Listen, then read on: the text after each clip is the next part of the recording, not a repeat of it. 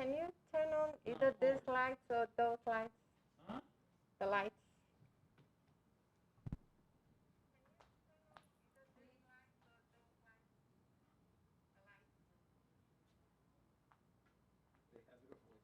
I know. The microphone is under the podium. Here, right? Yes. It's at 2 minutes.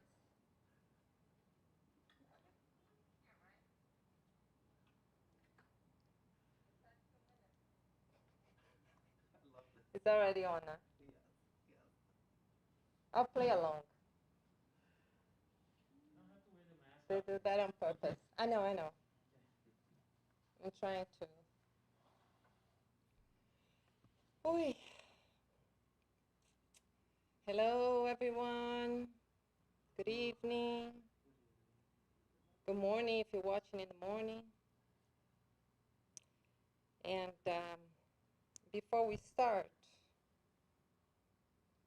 I would like to invite you all. I'm just working on something real quick. Oi? All right.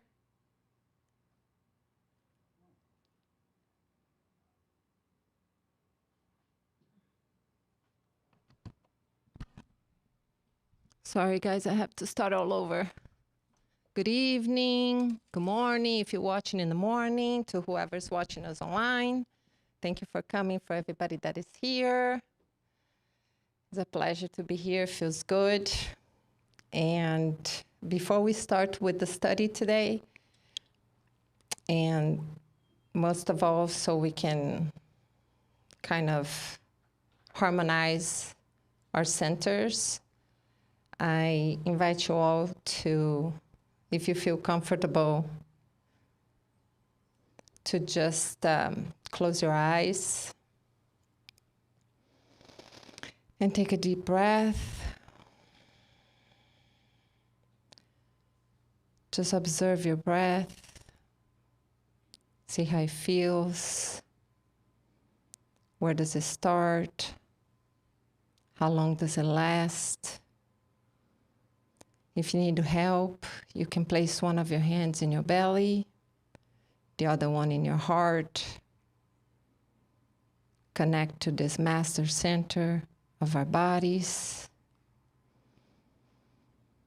And exercise on growing your breath, relaxing all your muscles, your forehead, your eyelid, your jaw, your arms, your shoulders. Feel the feet supporting you. Touch the ground. And just focus on your breath. Let go of everything that has happened today, because that's already in the past. And everything that you have to do, you can get to it whenever the time comes.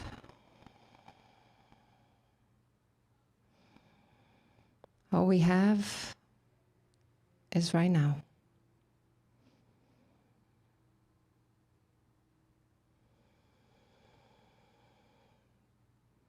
If a thought comes to you,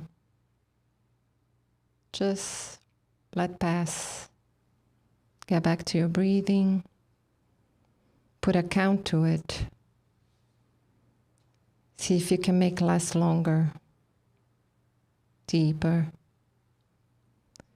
Imagine you growing from your belly to your ribs, to your chest, to your shoulders, up to your head. And maybe you even touch your crown.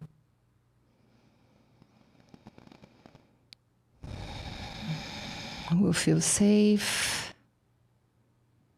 We are where we're supposed to be.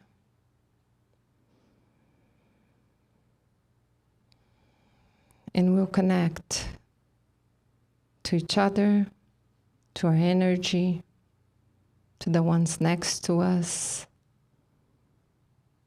It's like we expand our energy and we start connecting with each other, make it grow so we can reach our homes, our family that we had to leave behind, our friends, our city, our state, our country, the planet. We connect to those that are in suffering. We can send them our love.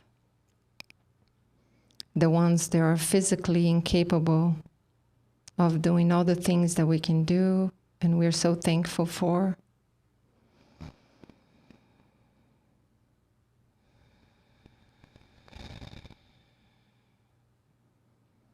We feel happy for ourselves. We tell ourselves that we are healthy, that we are strong.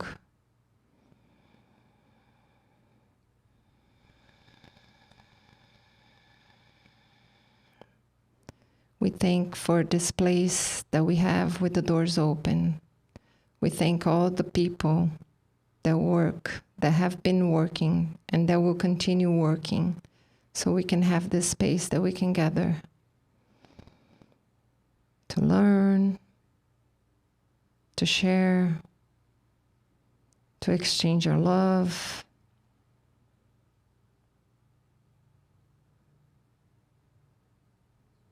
And to show that it's through community that we can all rise above all the difficulties and the challenges. We send our love to our friend that has prepared his study for today. We'll be with you. It's all good. We relaxed. We connect to our mentors, our guardian angels. They are there, just waiting for us to call. We appreciate the day, this life, this body. And on this peaceful harmony between our centers, we initiate the study of the night. So be it. Raphael, it's up to you now to make it happen.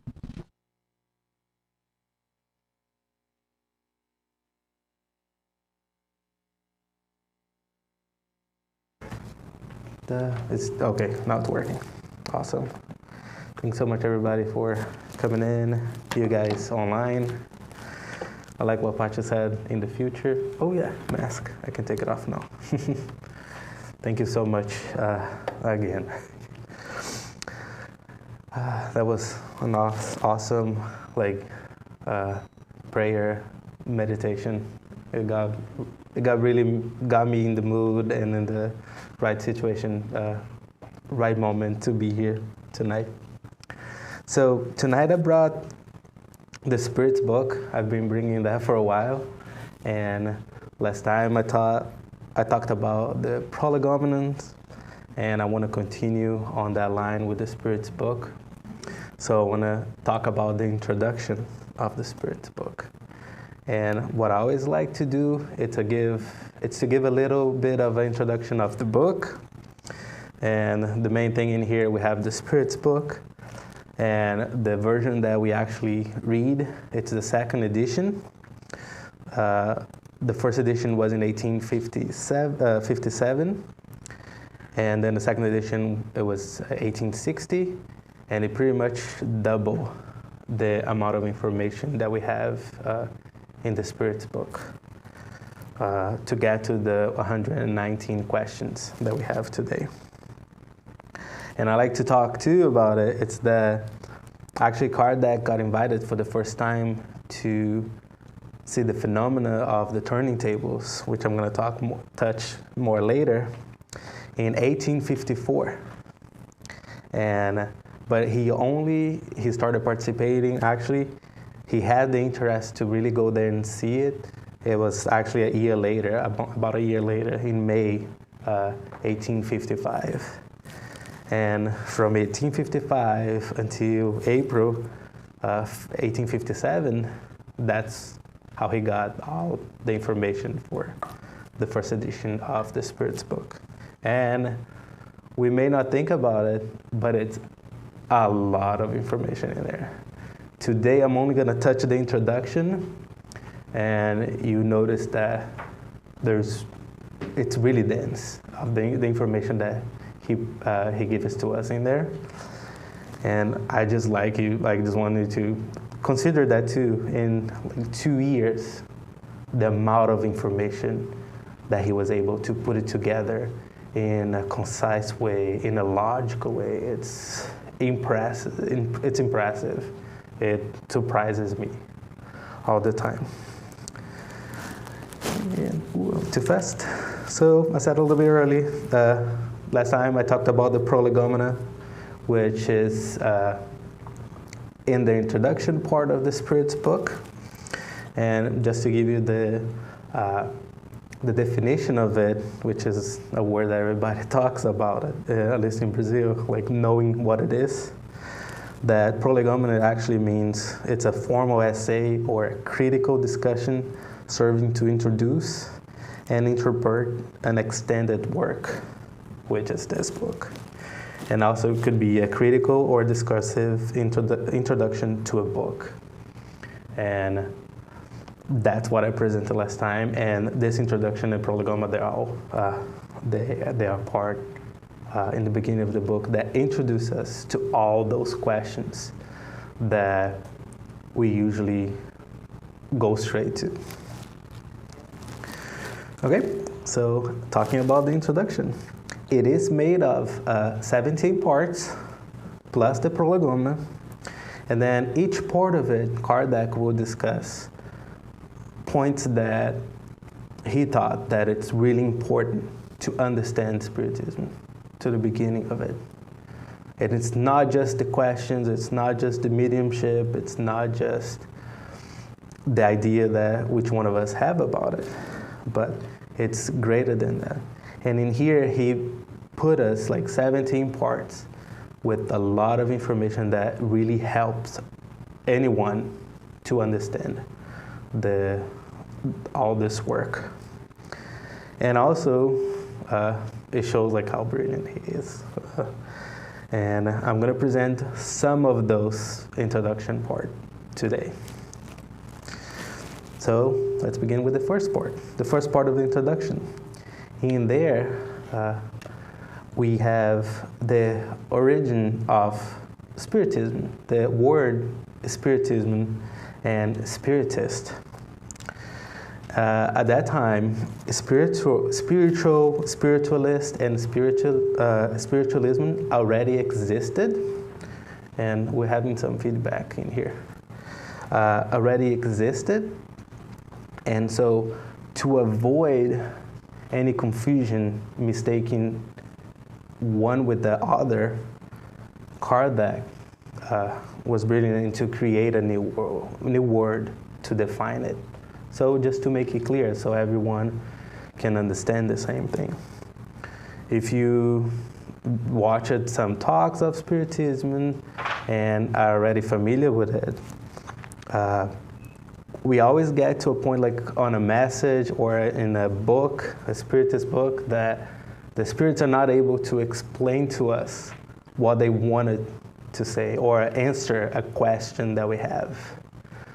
So it is important that we create a new way to understand it, and that will depend on us to do so.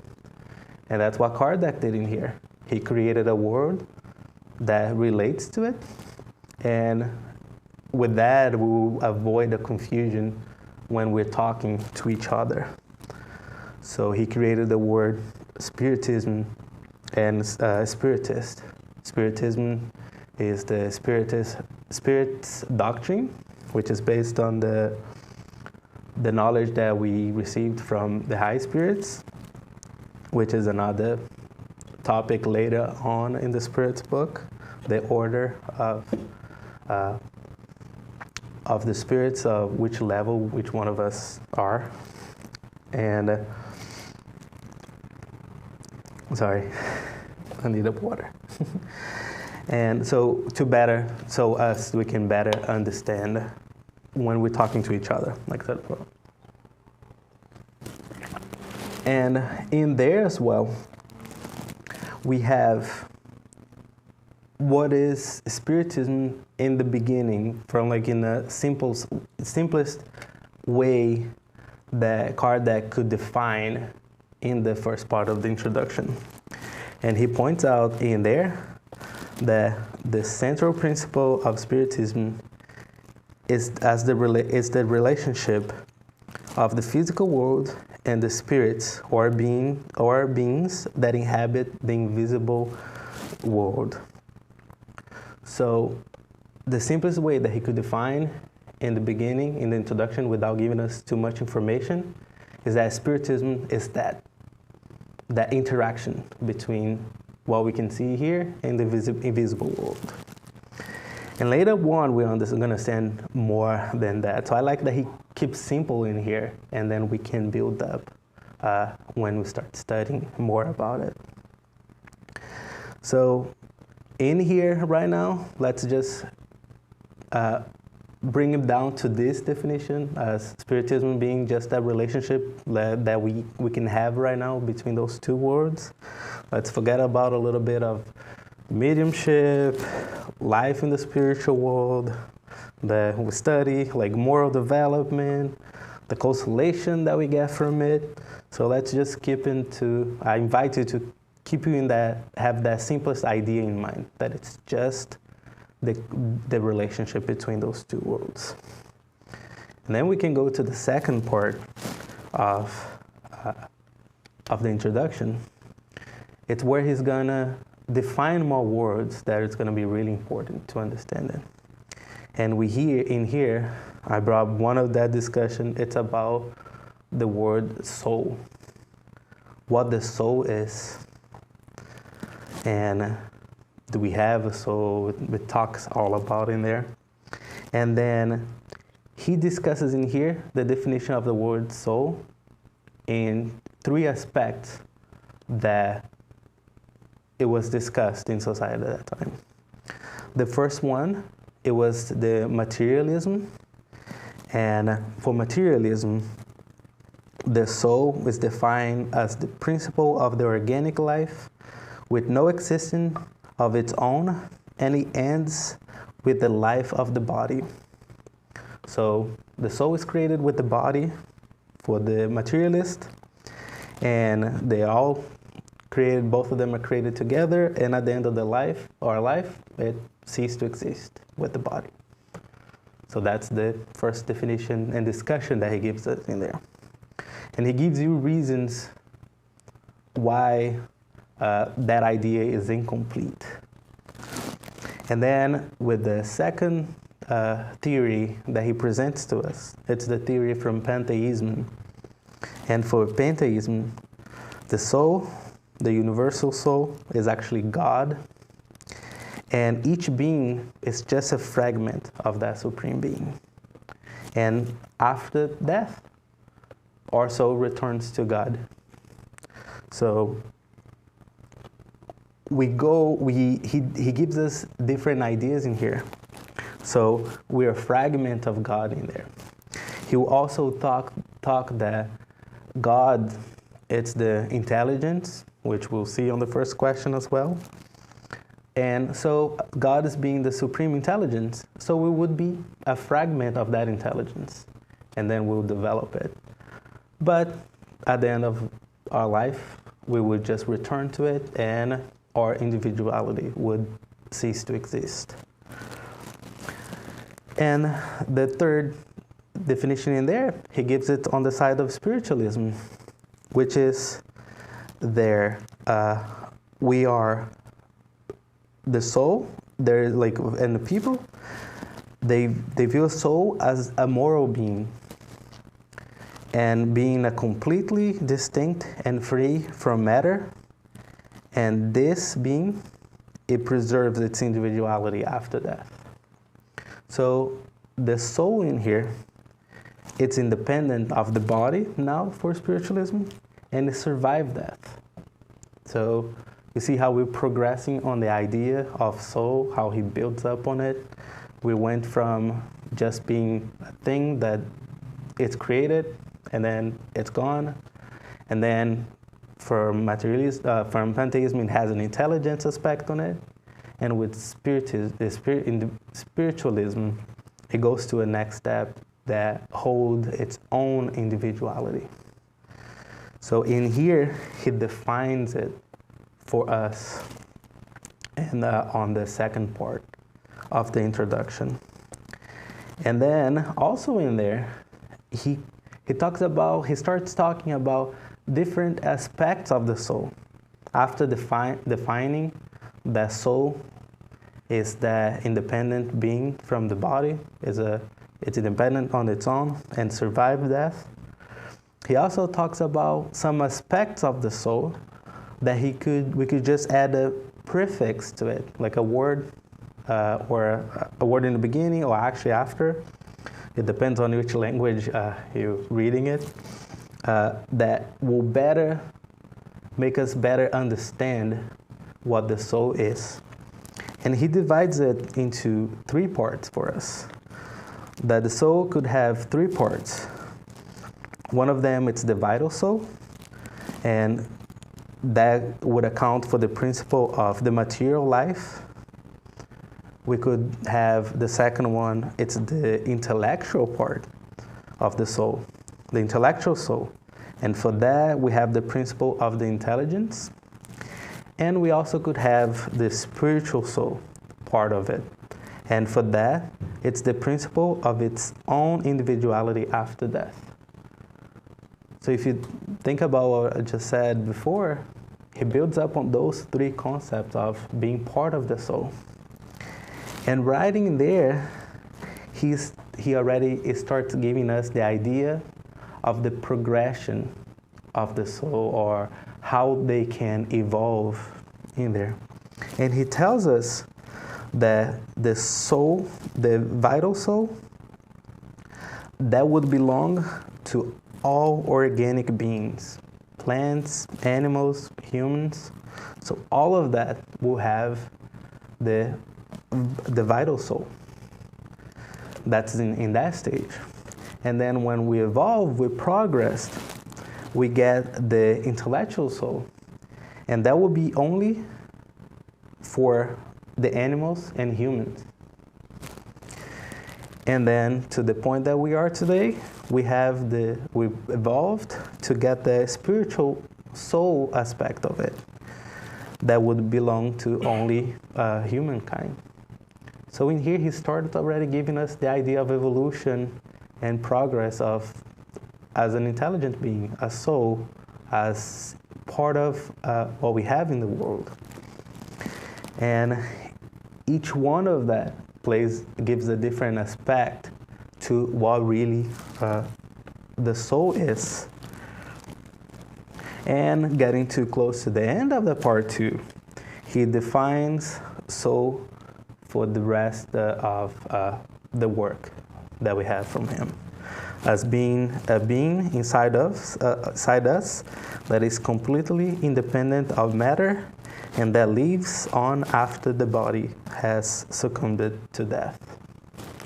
So from now on, we had those discussions about what soul really is, and we learned the aspects of it, but now he defines us what soul it's going to be. So every time we read in the Spirit's book on any question, we need to remember what's the definition of soul. I remember reading on other parts, and because I think like a lot of people would do, like I went straight to the questions. Actually, I never went to the first question.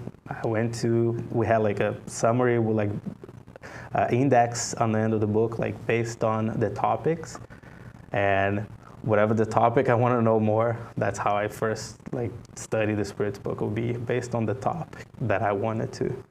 And reading the introduction made me understand more what the words that we have throughout the book. And continue in that path to understand the beginning of Spiritism. So the next point that he talks in there on part 3, it's the origin of how Spiritism happened to be, how the phenomena that he started studying in 1855 got to this point. And one thing that was happening in Europe, and actually started in the U.S. here, and then it moved to Europe as well, it was the events of the turning tables or the table tipping, where people would just gather around the table and the table would move and people would interact with it, like a material thing without intelligence would just move around with people around it, and that was the fun of that time. Imagine 1855, like we don't have the distractions that like we have today with TVs, phones. So that time, that was the fun time that you could do. And on part 3, he explains how he got to that, to seeing that phenomena and studying that phenomena. I actually brought a picture of, there's a few of them online, like of some of the meetings. And it's really interesting. There's actually some documentaries that you can find it online about that as well. So, like I said, in that part 3, he begins to tell us the history of Spiritism and how they begin with. It started with the turning tables. I pressed the wrong one, okay. And then when we get to part 4, now, because we know that the tables moved and he started studying it, and he was able to identify that there was intelligence behind that turning tables, that movement. And so that was the beginning of that communication. Remember when I talked about the definition, like Spiritism, what the simple idea is? So he's telling us that's how he discovered that, and there was intelligence behind it. So people started asking questions, the tables, and they would answer. And Kardec went to study more and more of that with a group of other people. And one day, actually, the tables answered that they are, like the table is the spirits of people that actually died. So there is intelligence being manipulating a table. And we learned all of that in here. And the way that it was in the beginning, the tables, you could have answers from the tables by yes or no, by just making an agreement with it, like one knock yes, or tipping to this leg yes, tipping to the other leg no, knocking twice no. We could predetermine the rules of communication. And one way that they did also was the tipping for letters of the words or of the alphabet. One knock would be A, 2 knocks B, 3 knocks C, and so on. And that way they were able to communicate with each other. And that's how they end up saying that they were spirits. And it did not stop there. Their spirits actually started to improve the way that they could communicate. And the spirits started telling the Kardec and the group that was studying that let's do one thing, get a basket, attach a pencil to it, and have a medium touch it, like such a person touch it, and we would able to communicate. So there was the spirits told Kardec how to improve that way to communicate by using the basket, and the basket would move around and write messages. So communication here got way faster in there. And one rule that Kardec used to compile the Spirits book, it's to get the same message from different places without having a connection with each other. And that same suggestion happened in the US. And he mentioned other countries. He didn't say each one of those are, but he mentioned France and US. So the same message was received in 2 continents. And that's how he was able to bring that as truth and actually believe on that more. So we went from knocking to now a pencil writing in there. And, oops, there's something on the computer. Sorry. And with all that change that we had on the communication, we needed more ways to understand it. How did that happen? So in there, the basket has a different, the basket also had a different combination, the planchette, which I'm going to show a picture of that later, that for it to move, it actually needed somebody is special to do that. And they called that the medium. The medium, it's in between two things. And that medium was actually the one donating the energy, the fluids for that communication to happen, that communication with the pencil.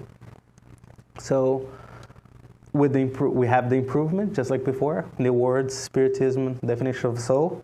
Now we have another way to understand it more. We have the mediums to understand how that communication would work. And in here, now we introduce the study of mediumship. We had the turning tables, which is actually a physical effect, but that's not the topic for today. But then Kardec, it starts talking about the development of those faculties of being a medium. And, oh, here's the planchette in there. And actually, I really think that the Ouija board came from that time as well.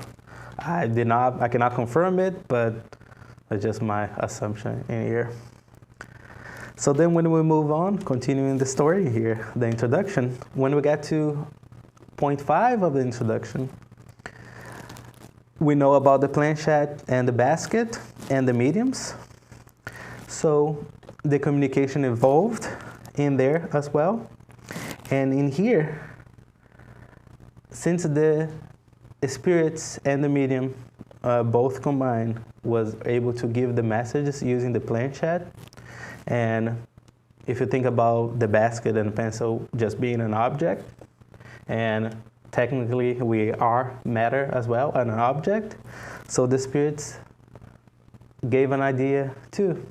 Hey, tell this person to hold the pen, and I'm going to use their hand instead of using the basket to hold the pencil. So the communication evolved again. Now we have psychographic, people writing messages. And it's all this information, it's right there in the introduction of the Spirits book. And I remember making assumptions of it like for years before I really got deep into the introduction of this book. So in here we have the evolution of Spiritism, right in there on those 2 years, 2 and some years, how it all changed and how it came to be, this book. So, like I said, the communication evolved. We went from the turning tables to the mediums, direct writing with the pencil, and then the actual mediums writing it. And he starts, Kardec in here also starts to talk about all different mediumship abilities or styles that they are able to do after that. Because the spirits could use our senses, our hearing, our sight, our touch. They could use our hands to write. So the spirits in combination with the medium gave all those different mediumship. So the communication with the spirits increased. So that beginning of Spiritism, the definition of Spiritism, it got bigger in there. And then, on part 6 now, after those 2 years, so Kardec starts to give us a summary of all the information that he was able to gather from the spirits, and that we get all of that in part 6. And in there, in the part 6, there's like several bullet points, I think like 34. Some books are bullet points, others just quotes of how Spiritism got bigger. And all those definitions, we'll have all those definitions and the summary of the critical points that we learned from the spirits with that communication between them. It's right in there on part 6 of the Spirits book. And one thing that I would point out, then he mentioned that as well later on, that all of those teachings, it was really scrutinized, all the messages that he received, and he only gave us messages that he considered from high order spirits. And in there, in the introduction as well, you will learn the criteria of how he decided to put in there in the Spirits book. And I hope that tonight I gave you like some curiosity to know more about it, and for you to know all those definitions, all the summary, the short summary. It's right in there in the Spirits book, where I'm pretty sure we have here at the center. You can also find it online. I have this version of the book, but I also used Kardecpedia that has all the work in there, and also different languages. If you know French, I would really invite you, like I really encourage you to read the French version as well. Whenever I'm preparing this study, I get the English version and Portuguese version, and I use both of them to be able to bring like closer to the French message, because it's also a translation in there. So I hope that tonight I was able to tell you a little bit more. Tell a little bit more about the history of Spiritism and where to find it. It's right there in the introduction of the book, and got you more curious to know more about it. So thank you so much for those of you that are here and those of you online. Thanks so much for being here, and I'll see you guys next time. Thank you. Thank you.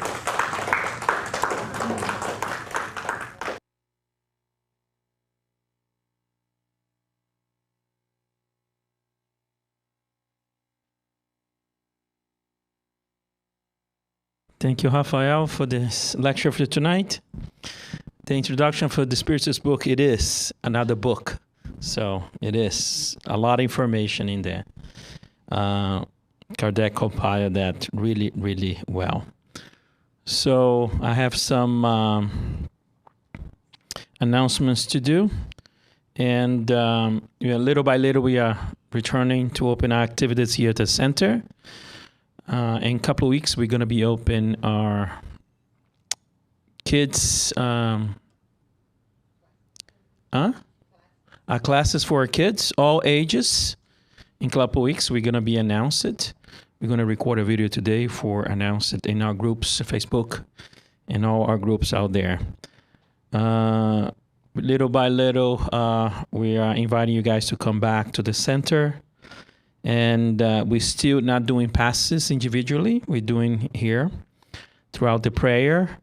But soon we're going to be opening that too, the passes and magnetism and the classes and so on and so forth. As the situation is start to go back into normal.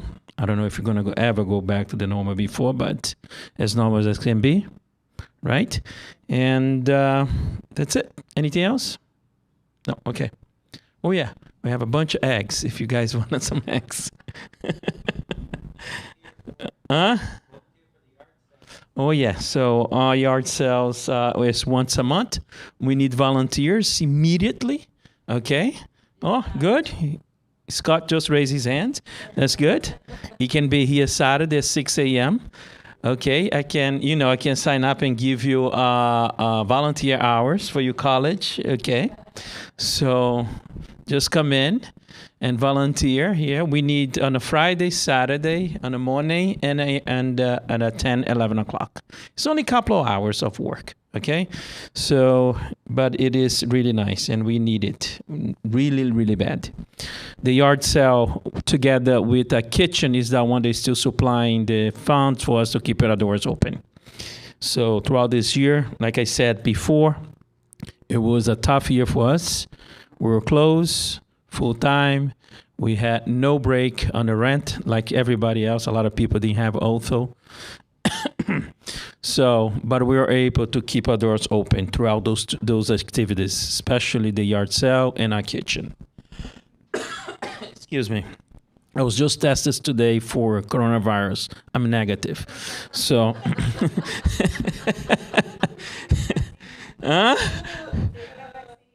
just today, I tested today, and I'm already vaccinated, both doses. So, I have a clean. It's just a regular cough, exactly. All right, so I invite you guys now for a prayer. And if you guys have any questions, I can answer. You guys have any questions? Any questions? Any questions? You sure? Sure. Larry, you have any questions? You have a bottle of water. Okay.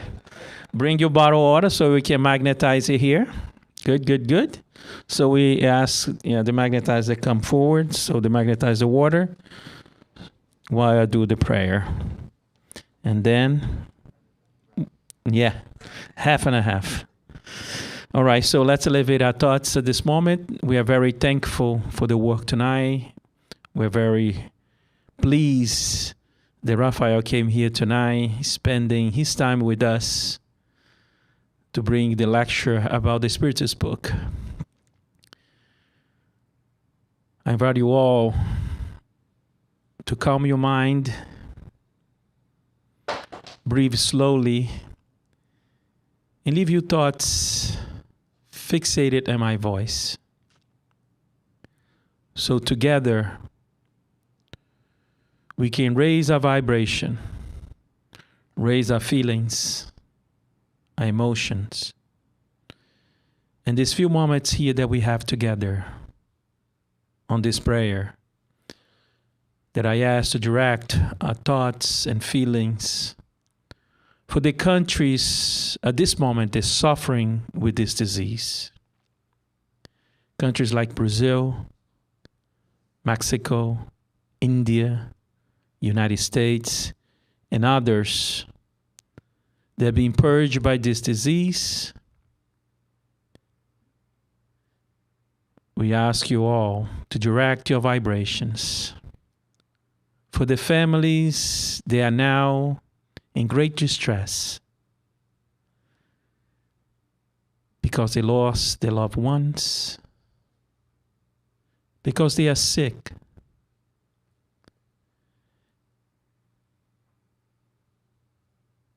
Is it with great love and compassion that we direct our thoughts and prayers towards those countries, to our planet, so we can see a future back to normal. So can we control this disease? And we can continue our lives, our evolution, throughout this physical experience, learning how to accept, learning how to understand, learning how to choose. After all, learning how to walk. So we're very thankful for this night.